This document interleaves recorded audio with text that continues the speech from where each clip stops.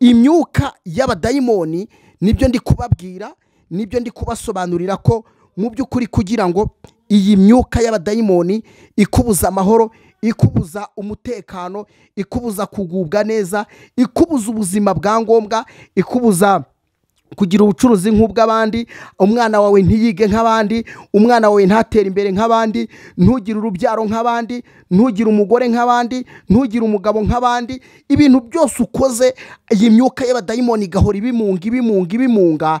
Nyemerera noneho nkubwire ni igiki wakora kugira ngo iyi myuka y'abadayimoni ikuveho, cyangwa se ninde wagufasha mu gihe utaragera kuri uru rwego rwo kugira ngo mu by'ukuri ubashe kugira gute, ubashe kwikuriraho iyi myuka mibi. Ninkubwira kino kintu ukitondere. Reka tureba iri somo riboneka mu gitabo cy'imigani ibice 28. Noneho ugende urebe ku murongo wa 9. Umurongo wa 9 amva amagambo bakubwira ahari. Ibyo bintu ugomba kubimenya. Ngo wiziba amatwi ngo atumva amategeko no gusenga kwe nako nikigize gute, ni ikizira.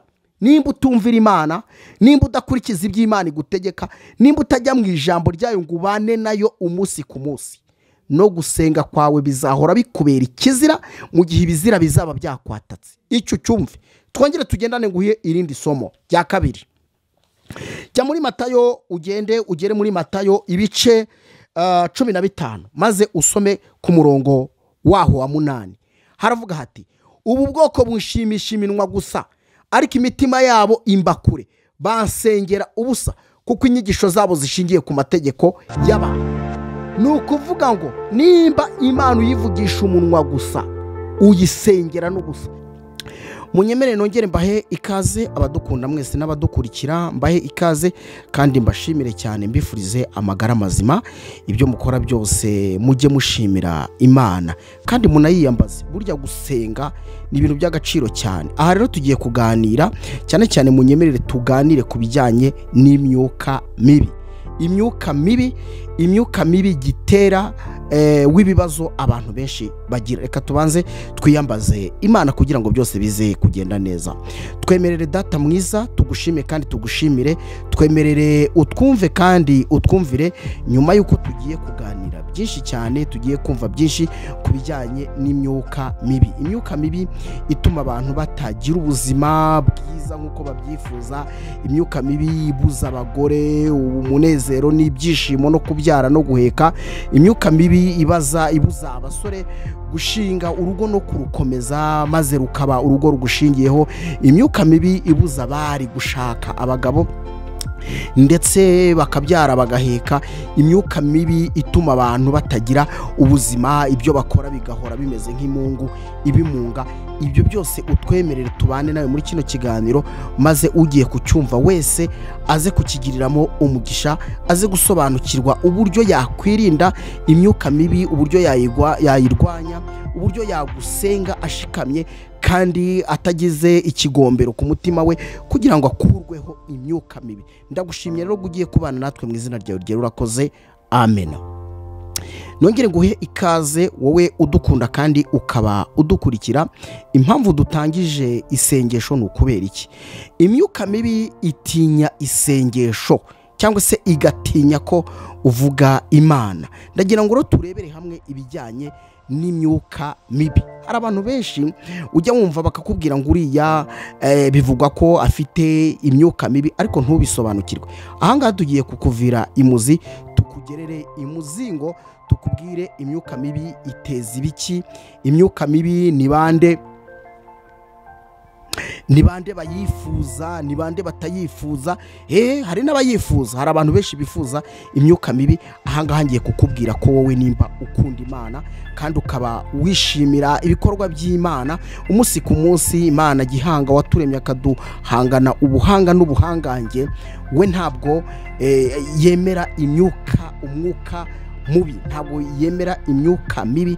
Niyo mpamvu ubwoko bwawe mutegerezwa kumenya ngo ese imyuka mibi ni igiki. Reka dutangire rero ikiganiro cyacu. Ntujye kure, wibuke gukora subscribe kugira ngo byose bijye bikugeraho neza. Icyambere, imyuka mibi gitera cy'ibibazo abantu bagira. abantu benshi bakunze kugira ibibazo bitandukanye, rimwe na rimwe twigeze kubivuga mu isengesho, aho umuntu agira gutya akabura urubyaro, umuntu akabura urubyaro, umuntu akabura iterambere, umuntu akabura uwo bashingana urugo, umuntu akabura inshuti, umuntu akabura umuvandimwe, umuntu akabura abamukunda, umuntu agahorana ibibazo igihe cyose ugasanga ni umunyabibazo, igihe cyose ahorana ibibazo bitajya bishira. Rimwe na rimwe bakakubwira ko biva kwa sekuru, ibintu nk'ibyo byose tugiye kubiva imuzi tubigere imuzingo. Bwa mbere baze nkubwire ngo imyuka mibi niyo gitera kibazo abantu benshi bagira. Imyuka mibi ni ihuriro ry'imbaraga za Satani n'abemera gukorera Satani. Ni ukuvuga ngo imyuka mibi ni uruhurirane rw'imyuka y'abakorera Satani ndetse n'abamuyobotse muri rusange. Ahangaha turaza kubisobanura neza. Ni ukuvuga ngo imyuka mibi ni iyihe? Reka dufate urugero rumwe kugira ngo ubyumve. Nimba kano kanya ushobora kuvuga uti njyewe ntabwo nkunda Imana muri iki, njyewe ntabwo nkunda n'abantu bayo muri iki, nta nubwo ngiye nkunda gusenga muri iki, ibyo byose ndabyanga kandi ibyo byose ntabwo mbikunda, sanga biriya ari imitwe nk'uko abenshi bavuga ko gusenga ari imitwe. Gusenga rero ntabwo ari imitwe, ahubwo bituma umuntu nyine abasha kugira ubuzima butarimo ibibazo, ubuzima butarimo impagarara. Imyuka mibi rero ni uruhurirane rw'imbaraga za Satani n'abakorera Satani cyangwa se abayoboke ba Satani. Ni ukuvuga ngo umwuka wa Satani cyangwa se imbaraga za Satani nizo zitwa imyuka mibi. Imbaraga za Satani cyangwa se ibikorwa bya Satani aho biva bikagera niyo myuka mibi. Ni ukuvuga iki rero? Satani umwuka we wa mbere ni uw'ubugome, ni uwo kwica, ni uwo kugambana, ni uwo kuroga. Ibintu byose Satani nta kintu cyiza ajya yifuza. Yewe yihanga mu bantu, ubwo turaza kubisobanura. Yihanga mu bantu kandi rimwe na rimwe nabo yihanzemo akabahitana. Iyo abahitanye abo bapfira mu byaha cyangwa se bagapfa bizeye Satani, aribo bapfa badapfiriye mu Mana. Ni ukuvuga ngo bapfa bapfanye imyuka mibi ya Satani. Ibyaha byose by'akataraboneka abo ngabo bagira gute? Usanga bapfanye nabyo. Niyo mpamvu ijambo ry'Imana rivuga ngo hahirwa bapfa bapfiriye mu Mwami. Aba rero ntabwo iyo bapfuye baba bapfiriye mu Mwami, ahubwo baba bapfiriye mu mbaraga za Sekibi. Bityo rero Satani ni ukuvuga ngo iyo umuntu wese apfuye, murabizi ko ajya hacecekerwa, ashyirwa mu gitaka agashyingurwa. Iyo ashyinguwe rero ni ukuvuga ngo imyuka ye mibi cyangwa se bya bikorwa bye n'ubundi birakomeza bikagaruka mu isi, aribyo biza kuzengereza abantu. Rimwe na rimwe ugasanga umuntu ufite ibibazo byo mu muryango bigenda biva kuri ya myuka mibi cyangwa se babakurambere babo bapfuye ariko bagapfa batanizeye, bakagira rero iyo myuka mibi. Imyuka mibi rero iyo yamaze kugera mu bantu nibwo uzasanga umuntu akora nyine ibintu byose byangwa n'Imana, aho biva bikagera.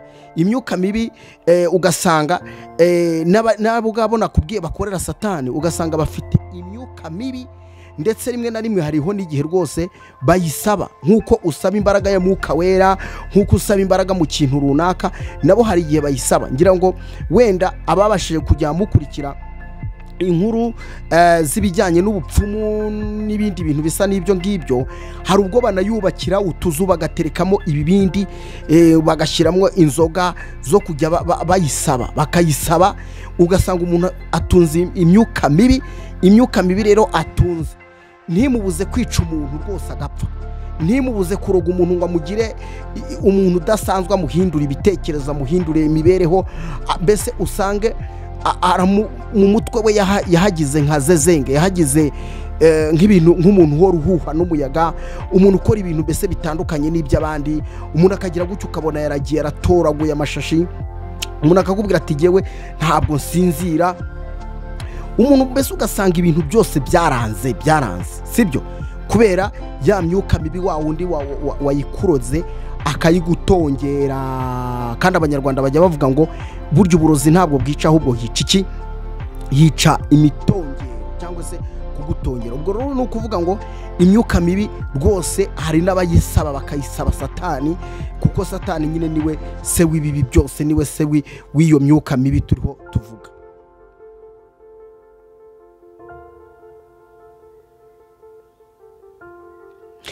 Ni ukuvuga ngo rero abantu benshi muri kino gihe nta nubwo bazi ko buriya gusenga ubwo ndaza kubikubwiraho neza mu buryo burambuye. Gusenga nibyo bintu bya mbere byirukana imyuka mibi. Ndaza kugusobanurira buriya ntabwo nanone ari ugupfa gusenga, kuko abantu benshi bakubwira ko basenga, bakakubwira ko bavuga Imana ikumva, ariko ntabwo ari byo. Inshuro nyinshi umuntu niwe wisengera ku giti cye, ariko nanone iyo wananiwe usengerwa n'undi muntu ndi buze kukubwira.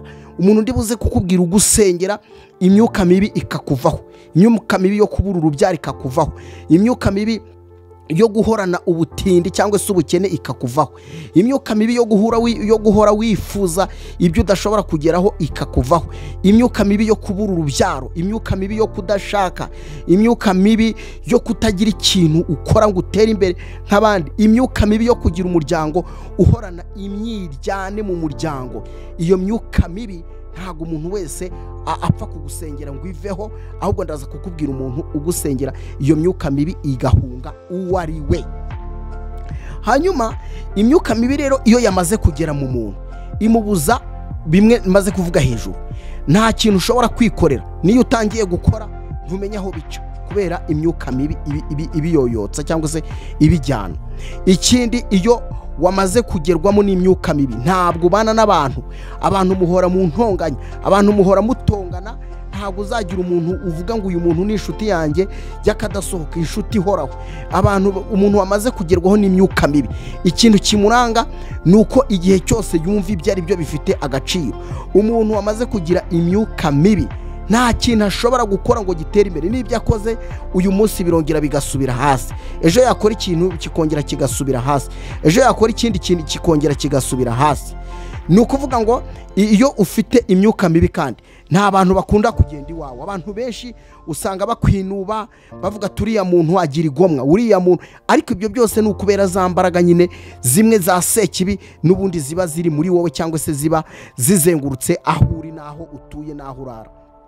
Imyuka mibi rero umuntu wamaze gufatwa nayo aba akeneye amasengesho. Ndaza kukubwira ninde wagusengera imyuka mibi gahunga, agomba kuba ameze gute, cyangwa se ni wowe ubwawe kugira ngo wisengere iyo myuka mibi igende. Ese byagenda gute? Mu by'ukuri nk'uko nabikubwiye, abantu bamaze gupfa batizeye Imana bagira imyuka mibi ikomeza kugaruka mu isi, igatesha umutwe nyine abatuye isi. Ngira ngo mujya mubyumva na kera hari n'ukuntu bakubwira ati mbabarira umuzimu wa so ntungarukeho. Ugasanga umuntu arakubwira ngo umuzimu wa so, cyangwa se waba wakoze amabara ukavuga uti bura n'abazimu biwabo bazukuye bongeye babyura umugara. Ibyo byose buriya ukuri kuravugwa, kandi ibyo byose biba bigize bite, biba bihari, ahubwo abantu benshi ntabwo ntibarakamenya ibibazo bagira, ngo si ibibazo. Mu by'ukuri ubisobanukirwa muri kino kiganiro, ntashaka ko tuza gutindaho cyane, ndiho ngusobanura ku bijyanye n'imyuka mibi. Hanyuma rero imyuka mibi, ikintu cya mbere ugomba kumenya, umuntu ufite imyuka mibi ntagira igikundiro. Ntabwo agira igikundiro, umuntu wese ntagukunda. Uba uri umusore umeze ute, abantu barakwanga, kandi uri umusore rwose umuntu ubona ushyitse, ibyo ukora bikanga, warambagiza bikanga. Umva, mbese ugasanga wowe urahora wizenguruka. N'umukobwa nuko ugasanga nta bwiza, ugasanga ntiyishimye nk'abandi, ugasanga nta gikundiro afite. Niyo mukobwa ukubise imyaka 40, kandi mu by'ukuri nta kintu abuze, afite umutima mwiza, ariko imyuka mibi ariyo imugwingiza, ariyo ituma atagira igikundiro. Wagira ngo ubonye uwo mukundana imyuka mibi ikamusunika, wagira ngo ubonye uwo mukundana akakuzana ahubwo mu by'imyuka mibi nyine. Ibyo byose rero ngira ngo muriho murumva ko imyuka mibi ikora byinshi. Ibyo byose nkubwira nibyo iyo myuka mibi ikora. Ariko ni ukuvuga ngo iyo ufite umwuka mubi, mu by'ukuri rimwe na rimwe nyine nakubwiye ko hari abemera bakagira gute, bakayisaba ugasanga bayubakiye ubwo buzu bwo kugira ngo bayiterekere, ubwo kugira ngo basabe imbaraga zo kugira ngo ibafashe. Iranabafasha, ndaza kubikubwira, irabafasha, ariko ntabwo nyine ibyayo ntabwo bigira gute, ntabwo bijya biramba. Nibyo nakubwiraga ko imyuka mibi, imyuka y'abadayimoni, iyo ngiyo niyo igira gute, niyo imunga bya bindi nakubwiye. Ibintu byawe byose ukabona birayoyoka, ntumenye ngo se biri kujya hehe, biri guterwa n'iki, nyamara ari umwuka mubi cyangwa se ari imyuka mibi. Ikindi kintu kizaranga umuntu ufite imyuka mibi imumungira ibintu, uzasanga uyu muntu ibintu byose agiyemo akabijyanamo n'abandi, bo barahirwa we ntahirwe. Ibyo ngibyo nabyo ni ikindi kintu gikomeye, rimwe na rimwe abantu batajya basobanukirwa. Ukabona n'ahantu uri ni hazima, ufite ahantu ho gukorera twakita ngo ni seta nziza, ariko ibintu byawe ni ukuri rwose ntumenye aho byaciye, nyamara abandi bakagira gute, bo ukabona bo bigize gute, birakunda. Hanyuma rero ubwo ngubwo nkugere no ku kindi kintu kinakomeye, unamenye ko nubwo ndiho nkubwira gutya, abantu basaba imyuka mibi barayibona kandi none iyo bamaze no gusaba iyo myuka mibi, reka satani nawe iyo musabye araguha. Ibyo bintu mugomba kubimenya. Ni ukuvuga ngo satani nta kintu yagusaba, ngo nta kintu wamusaba ngo akikwime. Kimwe nuko n'Imana iyo wayipfukamye ukayisaba, bimwe nakubwiye ngo burya ngo ijambo ry'Imana niryo rivuga ngo murasaba ntimuhabwe kuko musaba nabi. Ndaza kukubwira nyine uburyo bwo gusaba kugira ngo Imana ikumve. Umuntu rero usaba imyuka mibi, iyo wamaze kugira umwuka mubi wawusabye cyangwa se imyuka mibi wayisabye, n'ibindi byose usaba biraguha. Erega muzajya mubona abantu batanasenga, ariko ukabona n'abacuruzi bakomeye, ni ibyamamare, ni abantu badasanzwe, ukabona bariziritse, barinkweje mu buryo bwabo, ariko ukabona bafite iterambere, nyamara wowe wizirika nta kintu urabona. Wowe rero urasaba, ugasaba nabi, bigatuma udahabwa. Ariko imyuka mibi barayisaba rwose, bakayisaba, kandi ibyo gusaba by'imyuka mibi byo biranihuta, ahubwo kubamenya inzira zo kuyisaba. Usibye ko nta kugira inama yo gusaba umwuka mubi ntacyo wakumarira. Wawutunga uyu munsi mu gitondo rwose, iwawe hagashya ureba, ndetse ibyo wagezeho byose bikayoyoka nk'igicu. Nuko uzarebere nko ku bantu bakunze gusenga, arasenga agakora ibyo ashoboye byose, agakubita amavi hasi, akazamuka imisozi ngo agiye gusaba imbaraga y'ibi n'ibi, iyi mikoshi bimuveho, iyi myaku imuveho, abadayimoni bamuveho, ariko bikanga kubera ko usaba nabi. Ariko umuntu arabyuka rwose, izo mandwa ze akaziterekera, ubundi akaziha, yamara kuziha nuko basi yajya mu bye, ibintu bikagenda neza. Imyuka mibi rero ikwima urubyaro, imyuka mibi ikwima umuryango, imyuka mibi ikwima ubutunzi nk'abandi bose, imyuka mibi ikwima igikundiro mu bantu, imyuka mibi ikwima ibintu byose byiza umuntu akeneye mu buzima bwe bwa buri munsi. Ndetse nanakubwire ko n'imyuka mibi ikuza kwiyambaza iyakuremye rwose. Bavuga Imana ugakubita abantu, umva ukabazengereza pe, bavuga Imana ukabazengereza, ukumva ntago bakwiriye kuyivuga, ukumva barakumena umutwe, ukumva baragusakuriza, ukumva nyine hari indi mbaraga ikubwira ngo sohora izo jiji, sohora iki, ukumva nyine iriho irakugira inama yo kubasohora. Ubwo rero imyuka mibi iba yamaze kurenga intekerezo zawe burundu.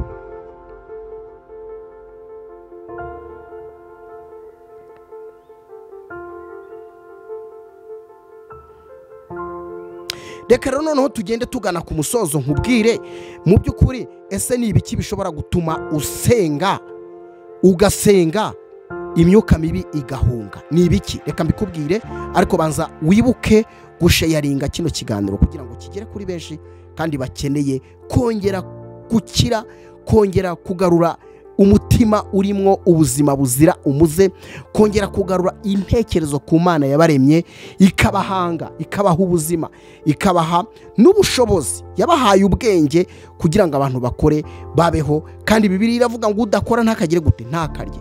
Imana yarakuremye ngo ube umunyamumaro mu buzima bwawe, wigirire umumaro, ugirire umumaro umuryango wawe n'inshuti zawe muri rusange. Umumaro rero umarira abantu uri mu buryo bwinshi, kuba uriho nicyo gishoro kuri bo. Umuntu yakugiriraho umugisha mu buryo bugiye butandukanye.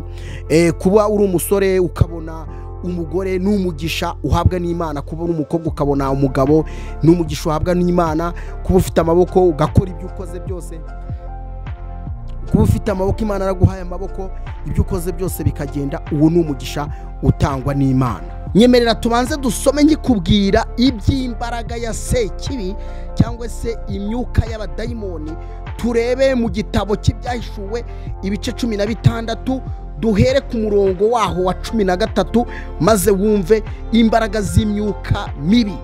Nuko mbona mu kanwa ka cya kiyoka no mu kanwa ka ya nyamaswa no mu kanwa ka wa muhanuzi w'ibinyoma havamo imyuka itatu isa n'ibikeri, kuko ariyo myuka y'abadayimoni ikora ibitangaza, igasanga abami bo mu isi yose ngo ibahururize kujya mu ntambara yo ku munsi ukomeye w'Imana ishobora byose.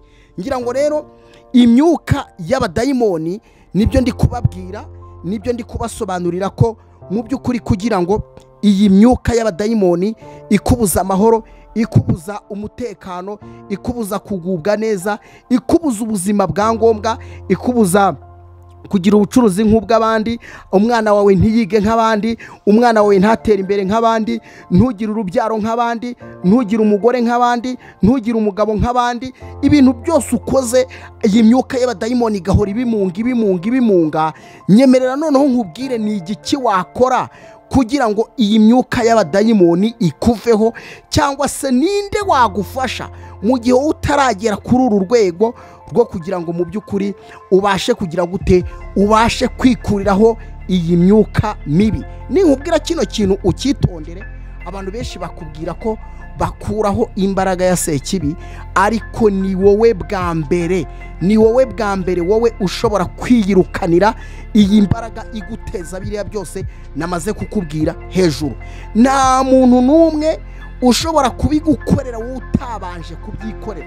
Ubyumve neza, umuntu yabikora yego, ariko banza ugire ubushake bwawe wowe ubwawe, wumve ko ushaka ko iyo myuka ikuvaho, nawe ugira urubyaro, nawe ugira ubuzima, ntugahora ubyara urwaragurika, ugira ubuzima ntugahora ubyarira agasozi kose, ugira ubuzima ibyo ukora byose bigende neza, ugira ubuzima ubone urugo, ushinga urugo, w'umugabo uhamye, w'umugore uhamye, ugira ibintu, ugira abantu. Ibyo byose ufite imbaraga ya Sekibi, bitewe n'ibyo wenda iwanyu bahoze biyambaza, n'ibyo biyambaza n'ubu, cyangwa se n'abo muturanye, abo bose mbese usanga batashaka kubana n'Imana, bahora batunze mu buzima bwabo bwa buri munsi. Wowe urasabwa kwikorera ibintu bibiri ngiye kukubwira. Icyambere, Imana ntabwo ari umuntu ngo uyibeshye. Imana ishaka ko uyibwiza ukuri, kandi Imana irashaka ko ubanza ukamenya ibyayo nayo ikajya mu byawe. Reka rero mbaze nkurangire rino somo, nimba udakurikiza icyo ngiye kukubwira hano, uzamenye ko gusenga kwawe kuzaba ari kizira. Amasengesho yawe ni ukuri ntabwo azarenga igisenge cyiza uzaba wicayemo, cyangwa umusozi uzaba ugize gute uhagazeho. Reka tureba iri somo riboneka mu gitabo cy'Imigani ibice 28. Noneho ugende urebe ku murongo wa 9. Umurongo wa 9 amva amagambo bakubwira ahari. Ibyo bintu ugomba kubimenya. Ngo uwiziba amatwi ngo atumva amategeko, no gusenga kwe nako nikigize gute, ni ikizira. Nimba utumvira Imana, nimba udakurikiza iby'Imana igutegeka, nimba utajya mu ijambo ryayo ngo ubane nayo umunsi ku munsi, no gusenga kwawe bizahora bikubera ikizira mu gihe ibizira bizaba byakwatatse. Icyo cyumve. Twongere tugendane nguye irindi somo rya kabiri. jya muri Matayo ugere muri Matayo ibice 15 maze usome ku murongo waho wa 8. Haravuga hati ubu bwoko bushimisha iminwa gusa ariko imitima yabo imbakure, bansengera ubusa kuko inyigisho zabo zishingiye ku mategeko y'abantu. Ni ukuvuga ngo nimba Imana uyivugisha umunwa gusa uyisengera n'ubusa, ntabwo rwose ushobora kuyisaba ngo iguhe. Ibyo ngibyo byumve, ibyo bisobanukirwe, ibyo ubimenye. Reka mbashimire nkwibutse ko kugira ngo ibiganiro dukomeze tubane mu biganiro tuzajya dusesengura ku bijyanye n'imyuka mibi. Imyuka mibi ituma nta kintu na kimwe ushobora kugeraho. Imyuka mibi ikwambura igikundiro mu bantu nyamara ugifite. Imyuka mibi ituma udatera imbere. Imyuka mibi ituma iwanyu hahora imyiryane. Imyuka mibi wirukanka ku kintu, hari abajya bavuga ngo twirutse kuri visa twararushye. Buriya kwambuka inyanja byo biragatsindwa. Icyo tuzakigarukaho, tuzagisesengura nkubwire ngo dore impamvu, dore gitera, ubundi nkugira inama. Tugendanye mu ijambo ry'Imana, uzumva icyo rivuga, uzarikurikize, urigendereho, uzabona umugisha, uzabona amahoro, uzabona umutekano. Imbaraga ya Sekibi twamaze gusoma mu Byahishuwe 16:13. Ibyo bintu bishyire ku mutima wawe maze urebe ngo Imana iragukuraho imigogoro yose. Mbashimire, mbifurize amagara mazima. Ikiganiro nakagaruka.